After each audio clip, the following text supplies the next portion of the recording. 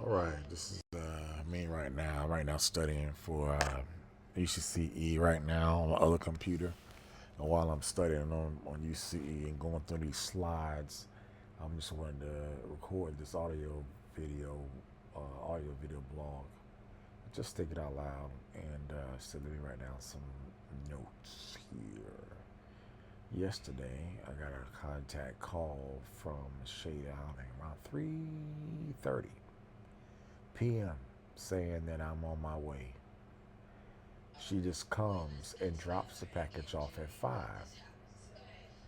I had no warning. I had no knowledge. I had no time.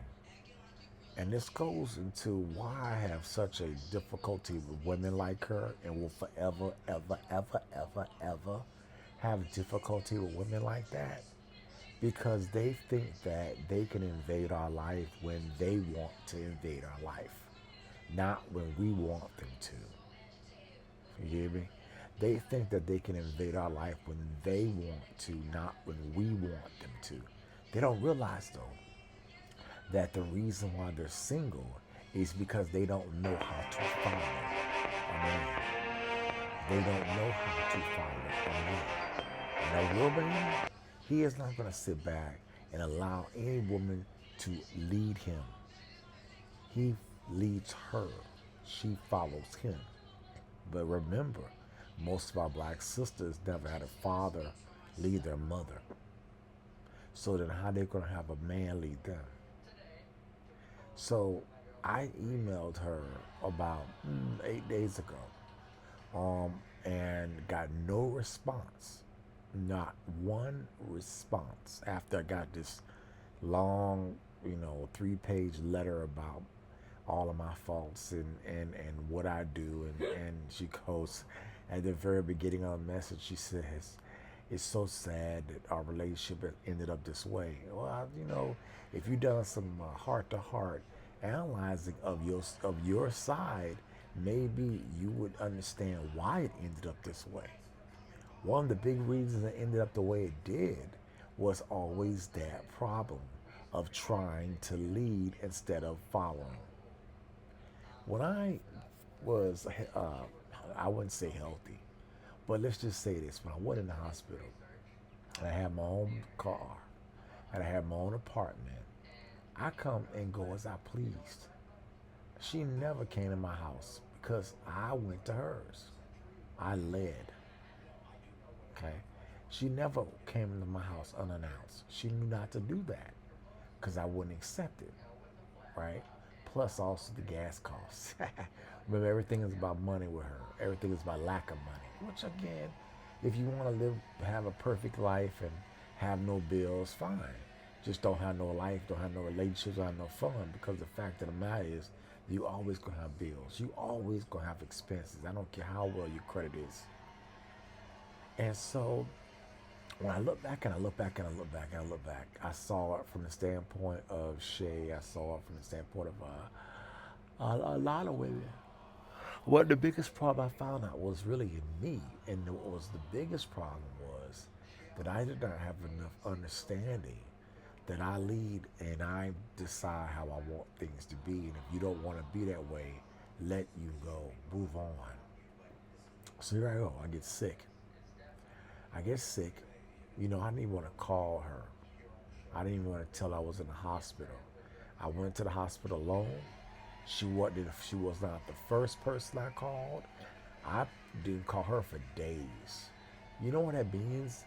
When you don't call somebody, that means you don't value them. But it's the reason why I didn't value her. The way that her brother, quote unquote, acted, and she allowed it, said to me that I wasn't worth it anything. And I'm not going to be around a person that values me like that. Do you understand what I'm saying? So the biggest thing for me I learned from this experience was, and I'm very grateful I went to the hospital. I said, I want to thank God. I do. I thank Him. I went to the hospital because it let me know who you really were. It let me know who you really were. And the tragic part about it is, it's those times in life when someone gets sick that you see their true colors. You see who they really are. Okay?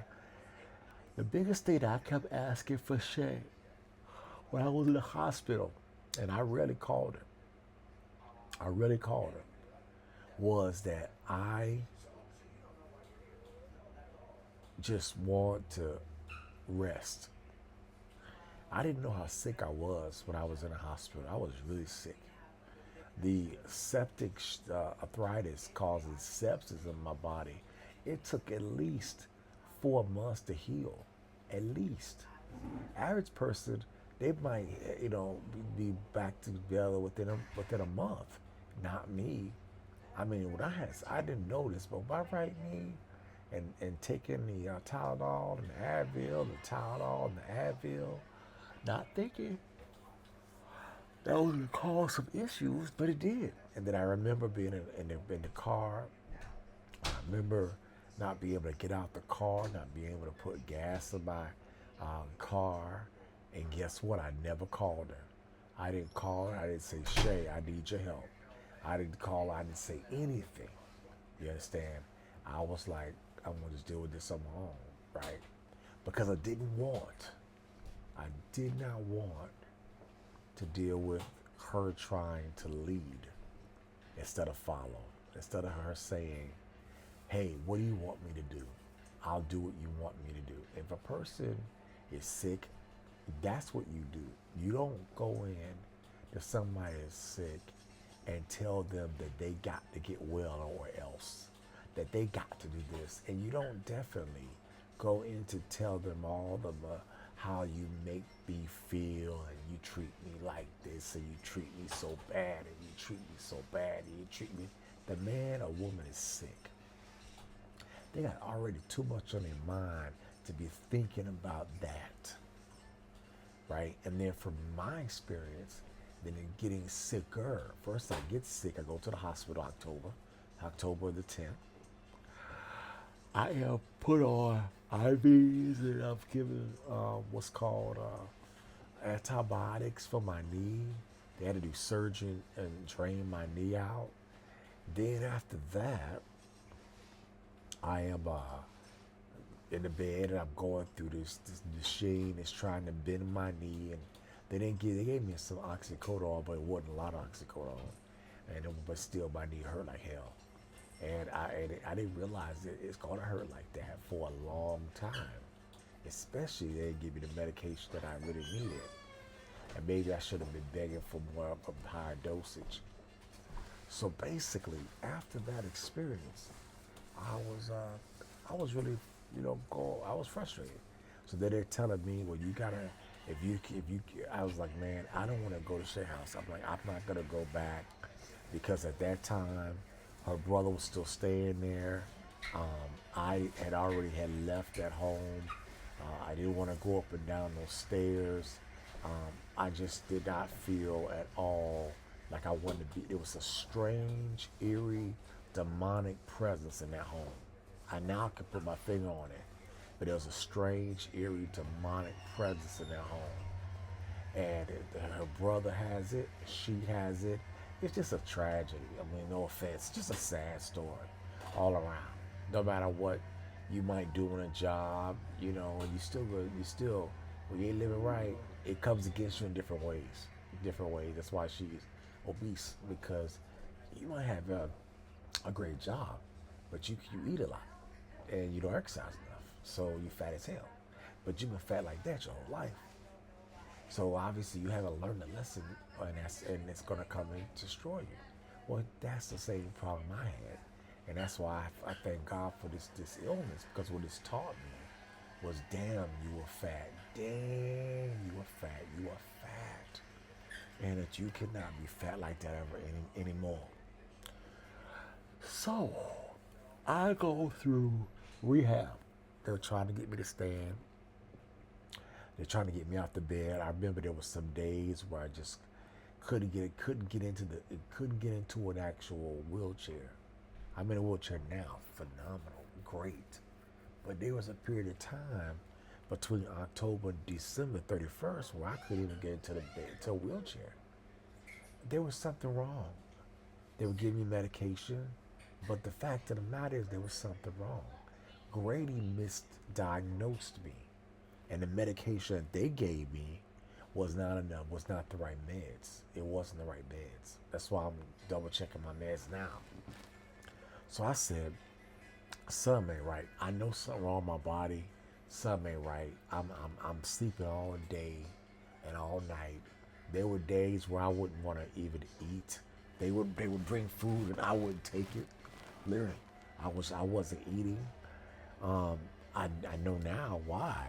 Anemia, just all the different issues that you have going on. And so I realized, sorry, my back is itching.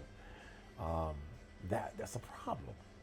So I'm on the third floor, and while I'm going through all of that, I'm dealing with, excuse me, I'm dealing with these young quote unquote kids that are working the CNA jobs. They're not even nurses, they're nurses assistants.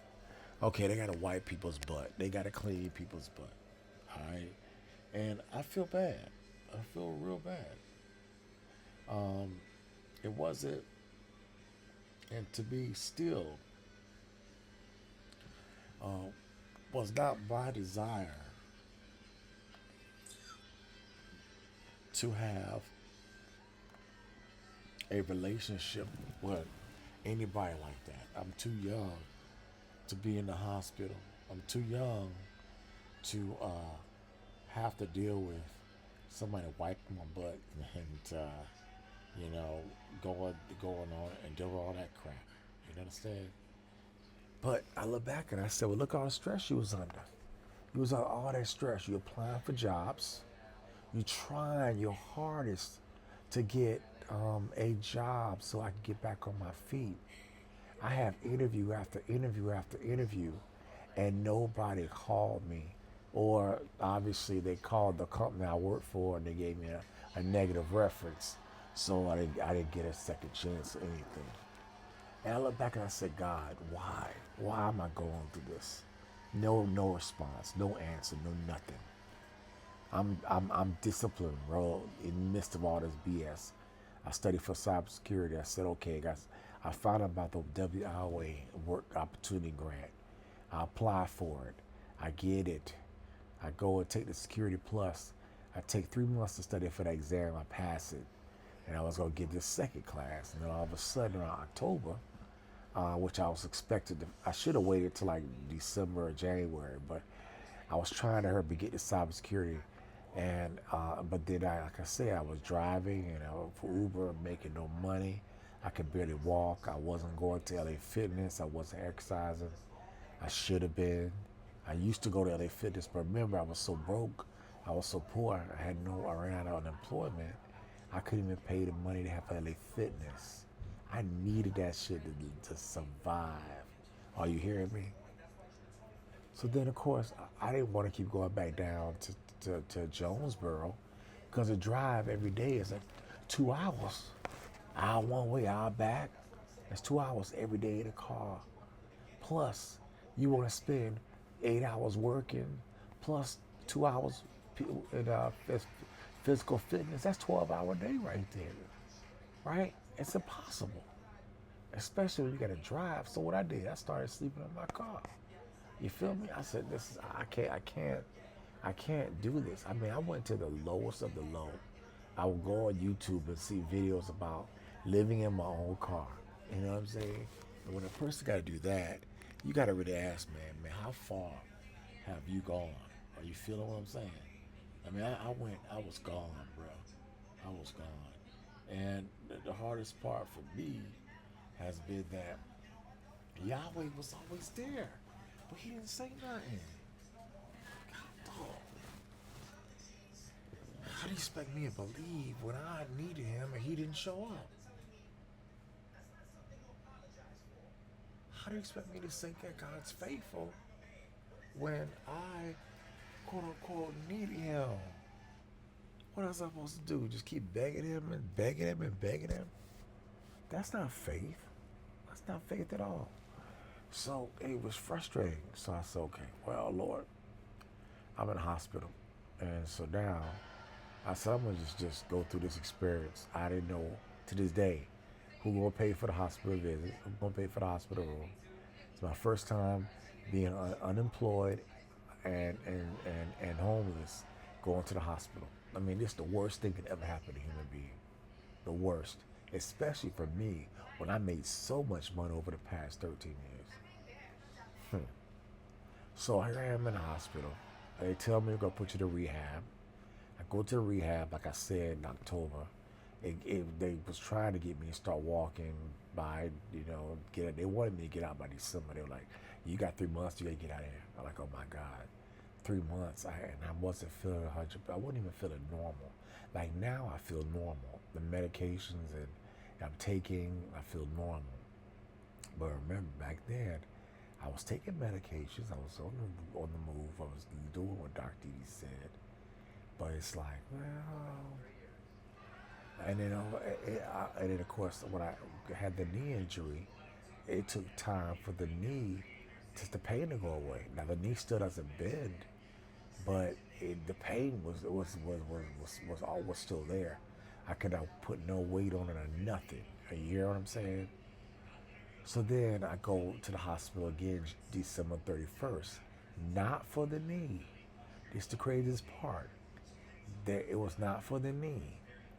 They did an MRI on the knee because of the fact that they thought that something in my knee might be causing the blood loss. Remember they gave me an MRI for the knee. I had to go into the MRI room for the knee. But the fact of the matter is, I had anemia. I had blood loss to the point where I had to have 2 blood transfusions, dog. The warfarin, the stuff, the Eliquis that I was on, that was given to me, it wasn't being checked weekly. I had nobody come between October and December. Not one nurse came and checked my blood for the warfarin that I was given. That did not start happening until I went to the hospital at Northside, and then they charged me $185,000. Okay, which I still owe. I wonder what would have happened if I had not gone to Northside. Probably dead. Because looking back on it, if they put me on warfarin way back in October, why wasn't my blood sugar, my blood checked weekly? When you're on warfarin, you gotta be checked weekly.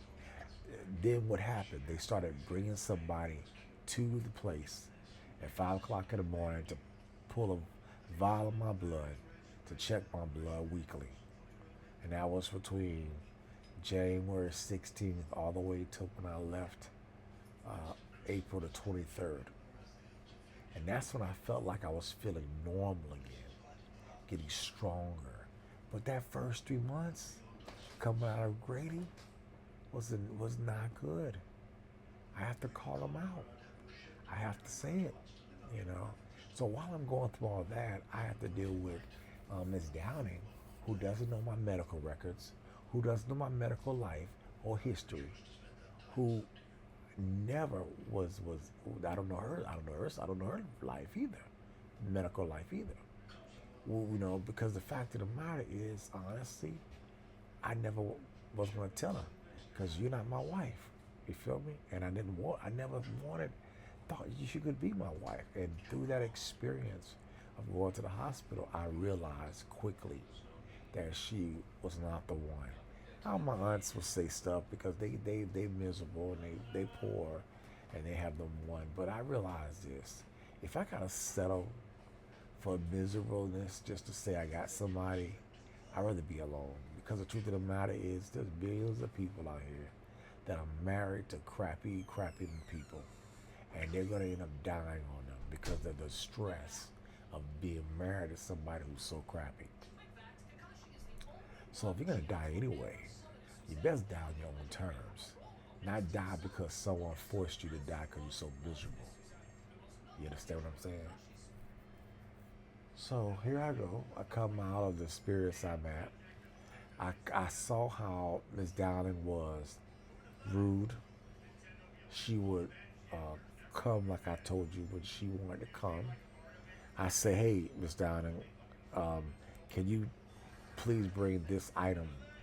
She go and bring a whole suitcase of everything and go here, pick.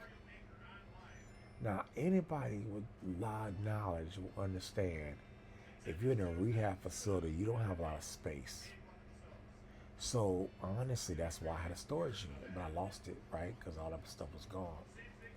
I'm angry too. I wish it has never happened to me, but it did.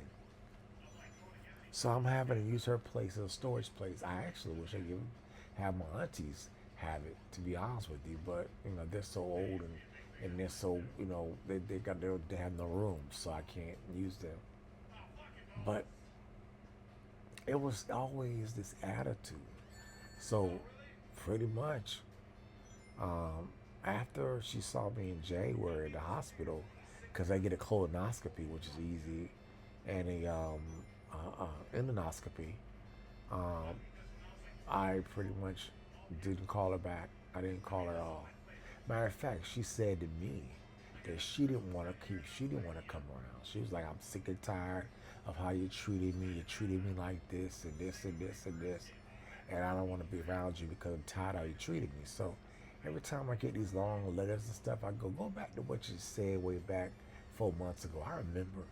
Go back to what you said 2 to 5 years ago. I remember.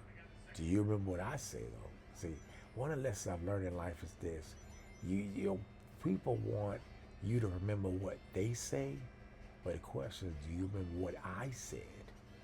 You know, I was watching Dog the Bounty Hunter, and this young girl who's a mother, and she living in a house alone.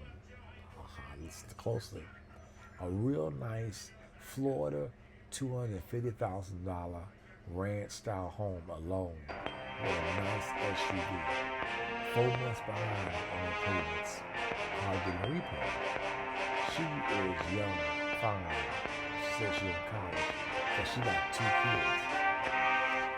She says I have no man, but I got kids. What?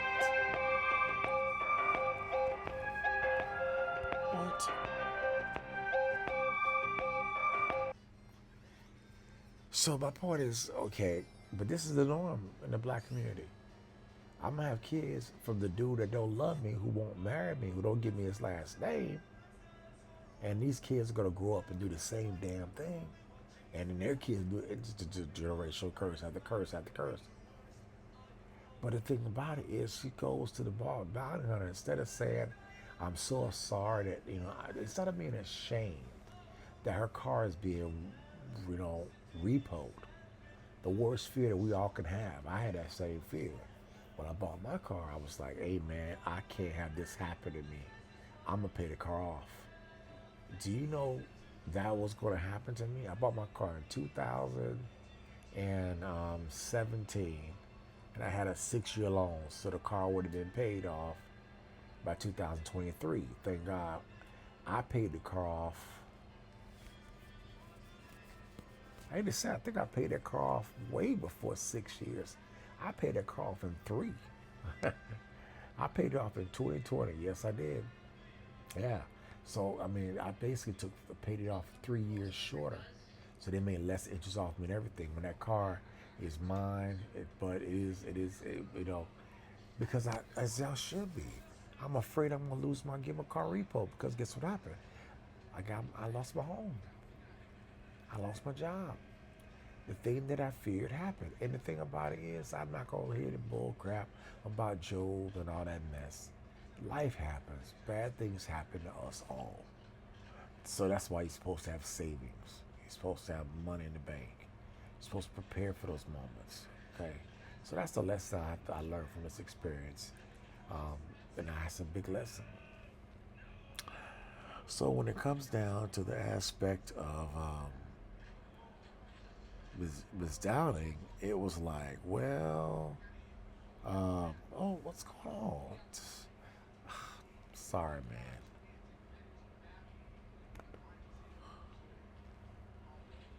I hit the play. Sorry, I don't know why I just did that.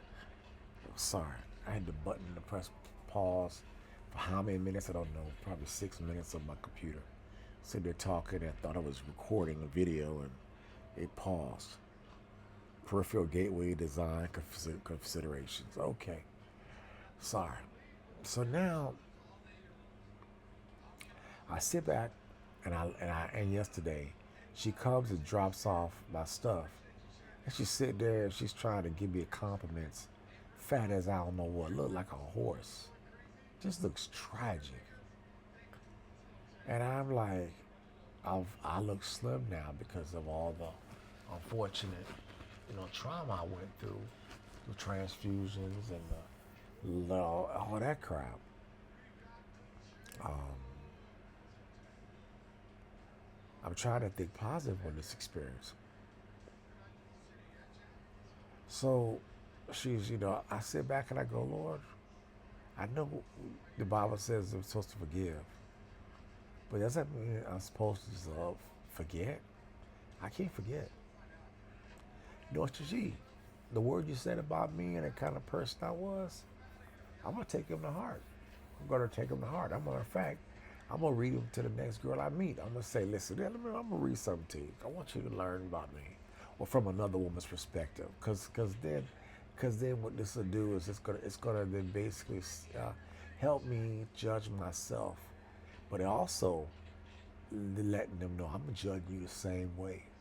Everything you see in me as negative, I'm gonna look for in you, and if you call it out on me, I'm gonna call it out on you too.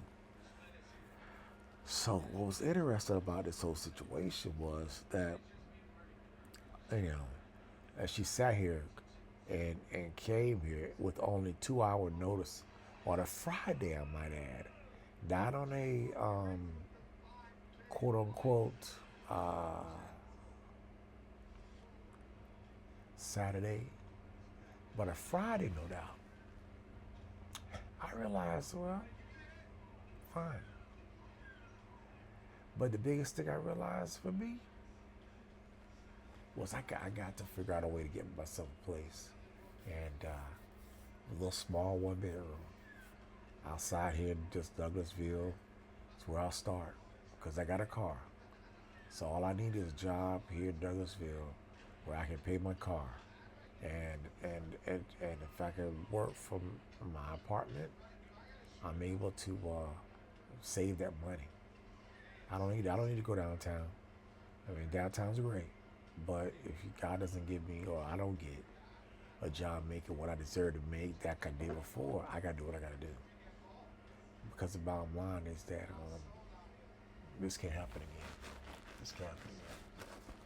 So, when unfortunately what happens to Shay happens, my heart breaks. I'll pray for her. She got a brother. She got somebody. She got friends, supposedly. She got friends, supposedly. She got family. I hope they come and show up for her. Because I realize that I don't have friends. I don't have family. It's only me. And I got to show up for me. And so if that makes you me selfish, darn right. You got to take care of yourself and no one else will. Or else you'll be homeless. You know? So for me, it's a shock. I feel kind of disappointed. But then I look back and I said, why did I, in May of last year, I decided to stop staying at that lady house? That I would literally drive my car and sleep at the airport all night. Yeah, in my car. I did. And I thought about it. I said the reason why I did that was because I was sick and tired of being in a hot, non-air conditioned home. Yeah, I know that's right. A hot, non-air conditioned home. It ain't like you broke. This girl was not broke at all. You hear me? You buy a house, it's 2 bedrooms, it's 5 bedrooms, 6 bedrooms, 10 bedrooms. You gotta think about the heat. You gotta think about the air. Don't buy a house. If you can't afford to keep the house cool, don't have a house. She was talking about how she was gonna try to sell the house and buy another one. And the fact of the matter is she will. But how she lives is like a kid or a person that is dirt poor. And all I'm saying is that if you gonna live Like you're in a 1 bedroom apartment, but you want a 7 bedroom house, you are the most miserable human being on the planet. Nobody wants to be with you. Nobody's gonna stay with you. Nobody wants to be around you. That lady lives alone. That lady's by herself. Her brother's gone now. Okay? And she loved it because she really, really, I hate to say this, she wanted her brother there because she was tired of being by herself. Yep. So the question I ask is it worth having a home? And the answer, in my opinion, is no. A home is not supposed to be for you by yourself. It's for your family. And what happens when they all are gone? The home is gone. You know, let it go. Say bye bye. Say bye bye, adios. So it's a shock, you know. I'm very grateful that I look good right now. And I'm gonna fight like heck to stay looking good. Because I never ever got this low in my life. Last time I was this weight I could think of, honestly, a size large and shrinking to medium. God bless it. Oh Lord. I would say, man, Georgia Military College, dog. So I'm grateful. I also learned that I can eat one plate. That's the lady who fixes our food in this place I'm at, and she fixes it with one little scoop of this and one scoop of that, one scoop of that. You don't gotta eat a whole bunch of extra food. You can eat a nice portion and have your water, and that's it. You will live. You won't die. You know, the biggest thing is in the death and not that junk food. Oh hell no, fuck junk food. Excuse my French. But that's the lesson I learned the hard way. That's the lesson that Shay will learn as well. Unfortunately, millions of fat folks learn, you know. Because millions and millions and millions and millions and millions and millions of me. Why you think they make all this stuff to sell, man? Like on TV, on YouTube, they got this guy who is a championship eater, but he is slim. He's young. He's about, I'd say 30, 35 at the max. But he's in great shape. Great shape. And he's eating like 41 chicken wings and 40 hamburgers and I mean, just eating a whole bunch of food in an hour. He would go to these places and they have a contest where they'll say how much you can eat in 1 hour. And he win. But the guy's eating 20,000 calories in a meal, but he's exercising 25,000 calories. Because there's no way this guy can eat that many calories and not gain weight. But he's in tip-top shape, got muscles, abs, physical body. Why? That guy runs probably 30 miles a week. He exercises. He has to. You can't eat that much food and not expect it to turn to fat. Your metabolism is either going to use it up or it's going to store this fat. So I was like, golly, man, I'm going to tell. So it's interesting. So for me, it's kind of like, that's the lesson I learned. I first felt bad for Shay being obese, like anyone would. I've been overweight. I understand that. It's a battle. But then when I saw how she acted when I was sick, it's like the moment I asked her for help, it was like, I'll do this, but then with conditions. I'll do this, but you gotta do this. Like, wait a minute. I'm sick. I'm sick. Right now, I don't need anything but time to get healthy. Just give me time. And what I see from her, I hate to say it. You've done this wrong to me. You've done this wrong to me. You've done this wrong to me. I'm like, really? My mind is sticking out on one thing and one thing only. How on earth can I learn the whatever job I get, if I can get a job in my career, so that I can be able to survive and take care of my bills. Not only that, my debts. Not only that, all the stuff I lost, my credit cards, my oh my God, I don't even want to think about the stuff I lost, man. You know, oh, excuse me, man, that pissed me off. So after all of that, like I said, I had time, I had time, and I tell you one thing, it was very freeing not having to see her. It was very freeing not having to think about her.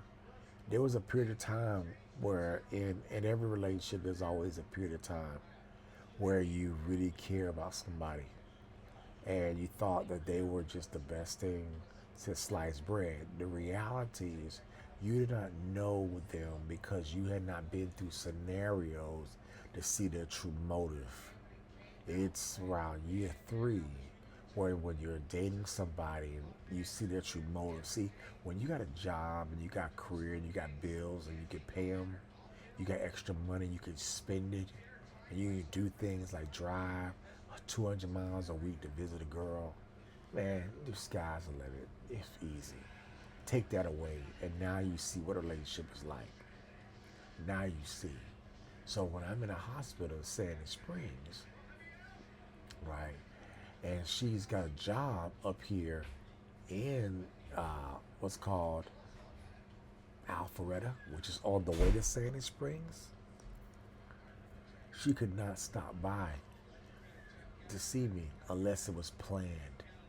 And it would be at the most wrong, inopportune times.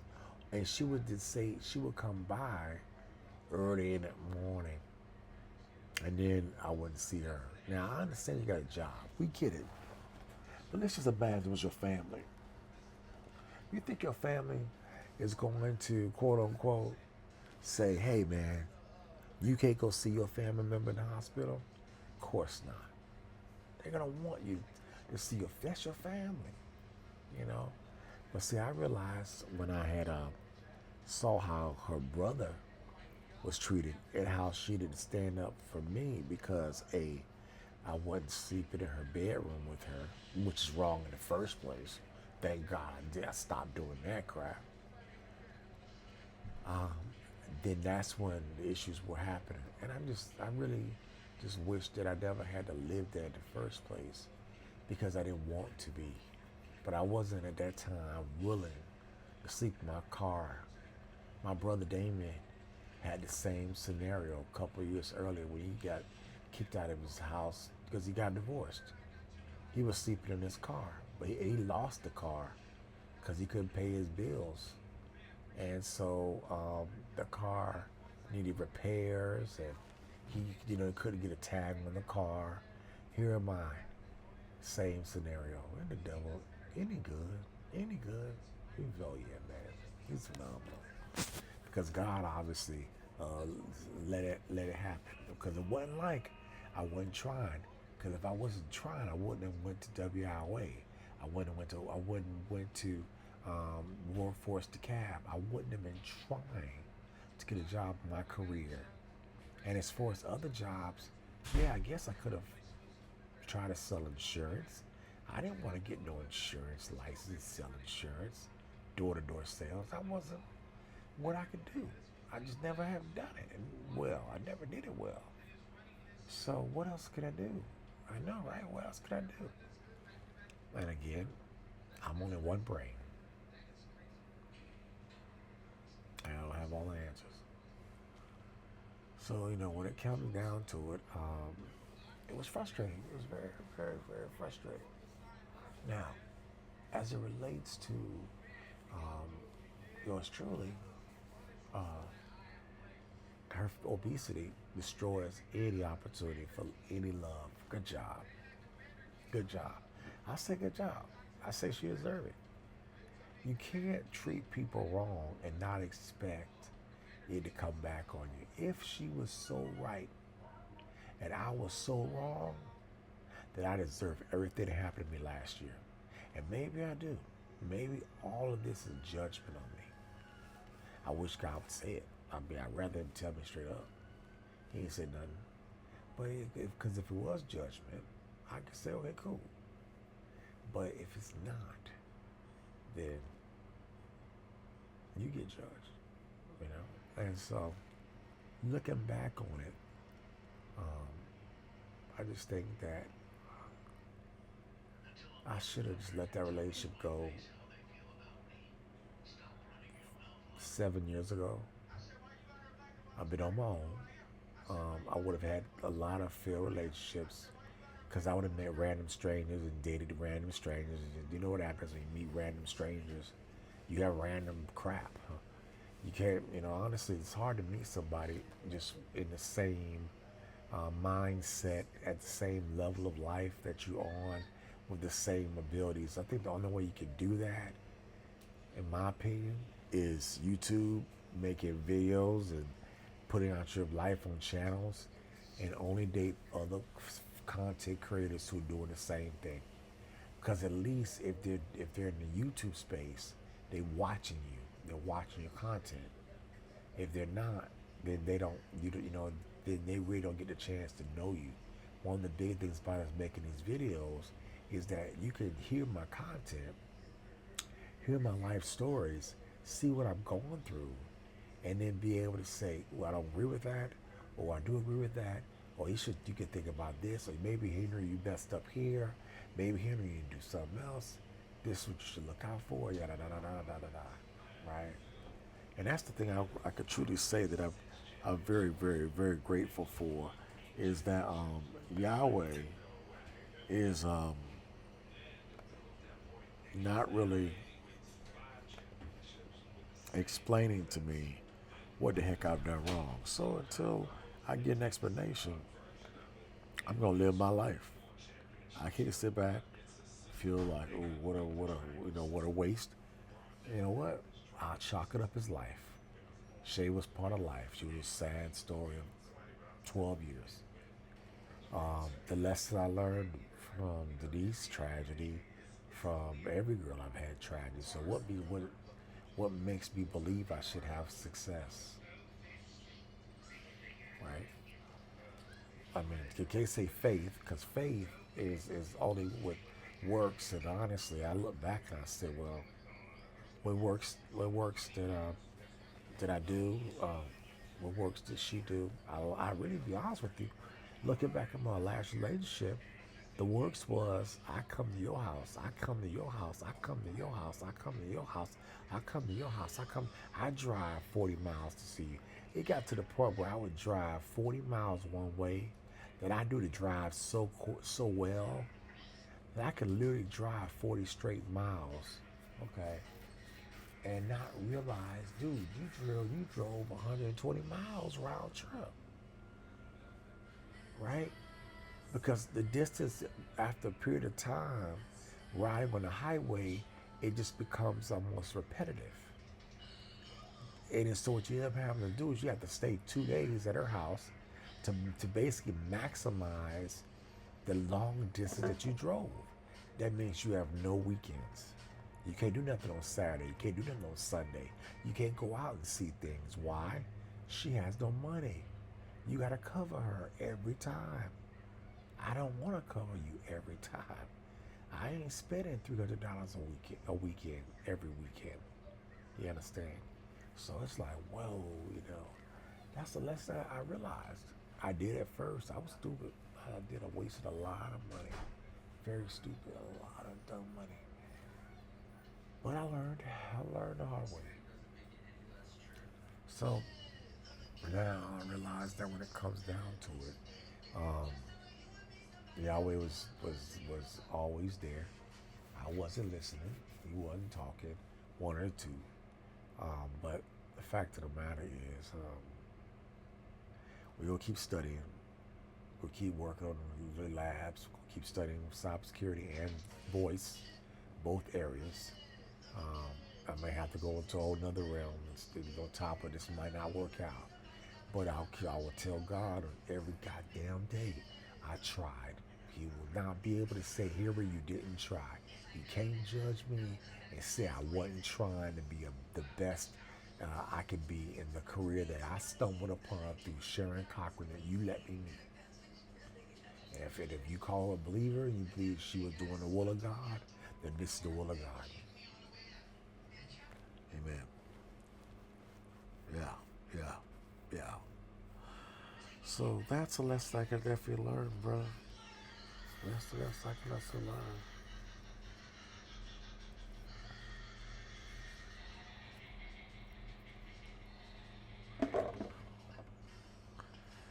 So I'm a little disappointed, as I would be, because I thought, man, I was wrong.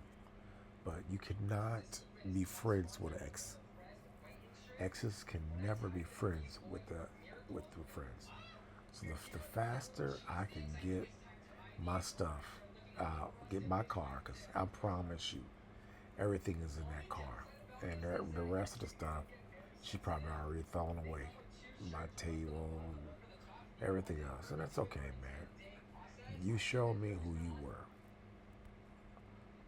But I'll tell you one thing. She made me treat black women pretty bad. Cause I won't give like I used to gave her.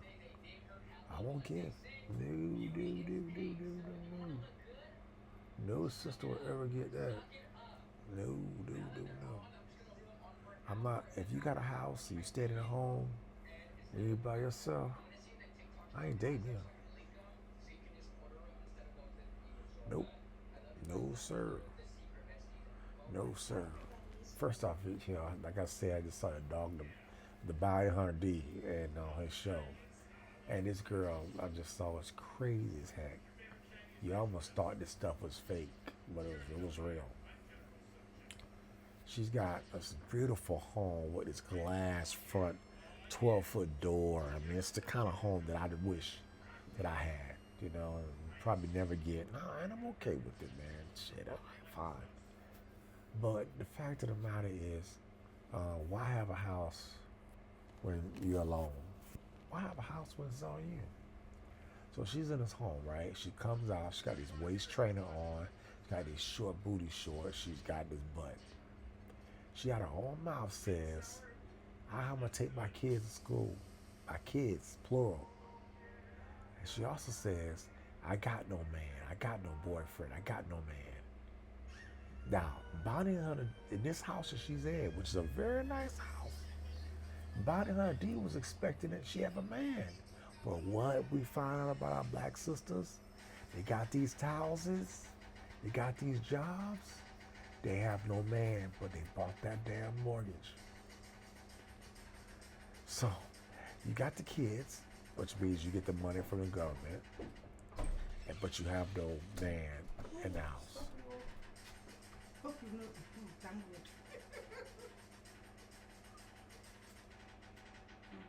Okay, thank you. Okay, okay. It means I should be putting it every evening for you. Oh, okay. Thank you. I just forgot. I said, God, I thought. Okay. Okay. And so, for me, it's like, well, okay, I'm going to, do what I got to do, and you know, and just be quiet. But I'm disappointed. I'm gonna tell you, yeah. It frustrates me. It does frustrate me because of the fact that I got to take care of my kidneys, drink my water. I got to take care of my kidneys. My kidneys is the most important thing right now. I don't give a dang nothing. I'm not going on dialysis, okay? I'm not doing on dialysis. I'm not going on dialysis. I want to live and not die. Praise God. And it's combing in the crap with the bleeding that I'm experiencing. So, um, so again, now that I realize that, now I got to figure out how do I find a place? The biggest thing is interview. But how do I get an interview when I don't have a suit, right? So my hope is, what I can do is get me a shirt and a tie, and then for the interview, you know, just have a shirt and a tie, and I gotta just basically come up with $30 to get me a nice white shirt and my ties, and then I could be able to do a video interview. Um, as far as coming to the office, right now, I would say after August, they want me to be out of rehab. I think my rehab stops in August. So I got, my hope is by August, I'm walking with a cane, and I don't aggravate my right knee, which does need surgery. But at this moment, it's fused together in a weird way, and that I can be able to support my frame of 160 pounds on these knees until I have to have surgery. And then of course making sure we when I do get money that I don't go berserk. And you know why I can't go berserk? Because I'm gonna listen to these videos. I'm gonna listen to what I went through last year. I'm gonna talk to myself by replaying all this every day verbally to me. Replaying how I felt to be alone. How nobody called. Aunts didn't call. Uncles didn't call. Nobody called by myself. I had to accept that. I had to accept it. And as far as ministry's concerned, shit. All right, that's it. That's it.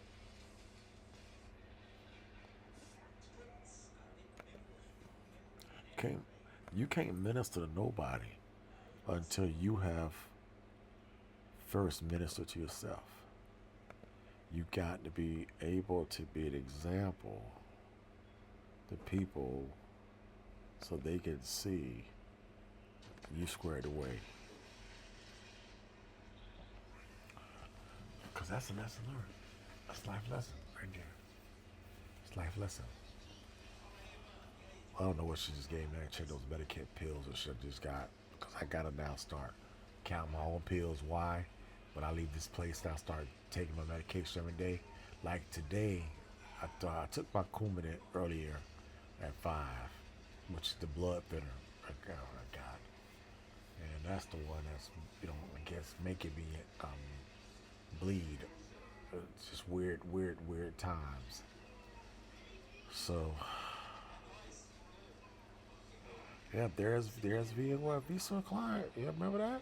Yeah. There it is, brother. Check that out. I'm sorry, I'm talking to myself, watching this video right now. So, I missed out. Only thing now I gotta do is get AWS and be able to start doing all this on the cloud. But it requires a monthly fee to pay for the storage. So again, everything costs dollars and cents, man. Everything costs money. AWS, the next class I'm gonna be taking, because that's what I need. I need training in AWS by far. Again, how do I feel? Well, in my humble opinion, I feel bad. I feel crappy because um, you know, I already knew my aunts and them didn't care. I kind of accepted that. They're fine. I'm cool with that. When I was having money and stuff, I didn't hang around them anyway because I knew they didn't care. So when I now sick, I didn't expect them to come around here either. And that's okay. But I will say this. You should have still had your money in check and should have still had your bills paid. You still should have been doing the right thing with your debt. That was stupid decision to put yourself in all that debt.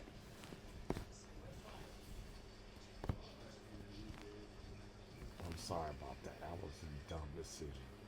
And I regret that. I regret that forever. So California job that I got from that manager who reached out to me because I was a white. You think I'm a white guy? I know once he found out I was black, I would never got the job, and that's okay. Blame God, because I'm created by Him. Yeah, but it's frustrating because I stumbled upon this because of Sherry Cochran. You know, she gives me this team. She put me on this team. I say, wow, company's on this team. And now years later, it's almost like maybe I should have been on the team. But I look at Vincent Hale, I look at the other guys that were put on the team. They already had careers at AT&T. They were unionized. That were management, so they were set. It's like the military, you know. Sadly, I didn't do right, you know, and I got screwed. So my hope is to go back to school at Georgia at this university. And but first, I got to take the exam. I feel very confident once I go through these 715 questions. I feel very confident I'll get 200 of those questions on the exam and pass. But I've got to go through all 715. So, um,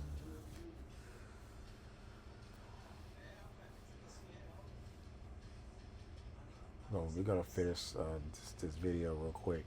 Then we're gonna go back to our Anarchy and we'll put our 715 on. Yeah. When we first took the class last year, there was only 200 some questions. Lesson learned, this is a true statement. Even if you take the exam early and get a cert, you're still responsible for the new exams. So you never stop studying. Because anytime they put some new exam come out, that's new knowledge that they expect you to know. So how can I be upset about that? Right?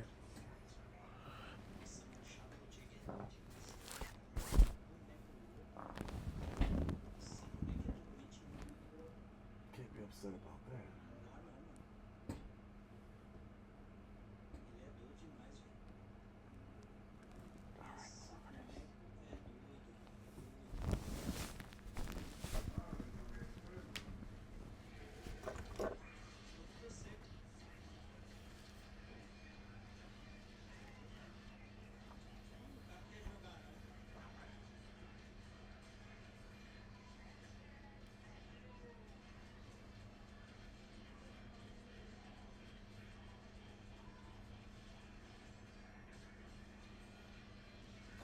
All right.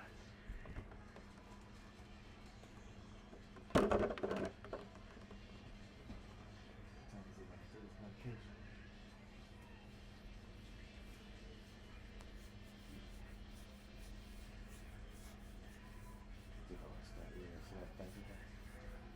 Yeah, let's go.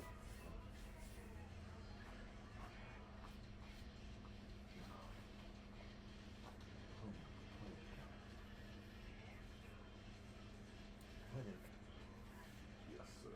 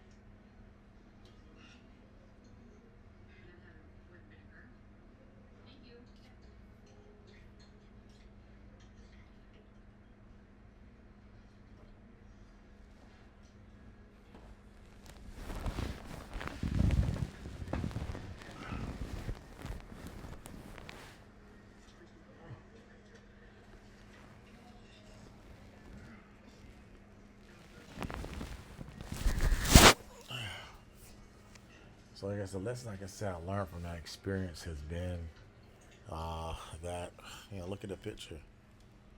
Stop. Stop. Stop.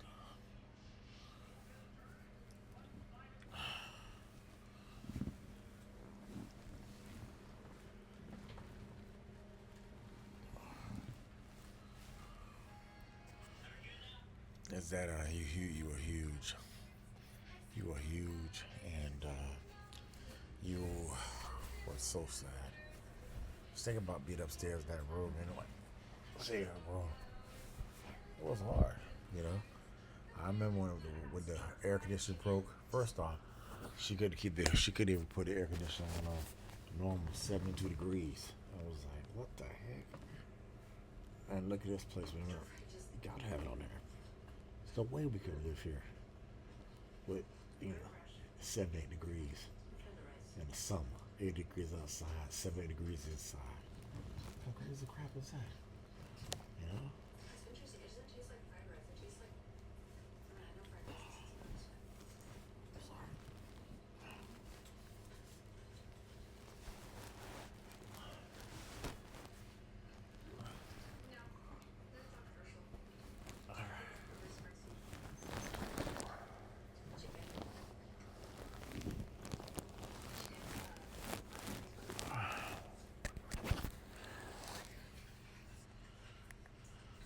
So that's the lesson I can say I learned from this experience, and that was that. So again, guys, for the video, as we kind of rambled this last few minutes, we'll stop it, but we said some good stuff to ourselves.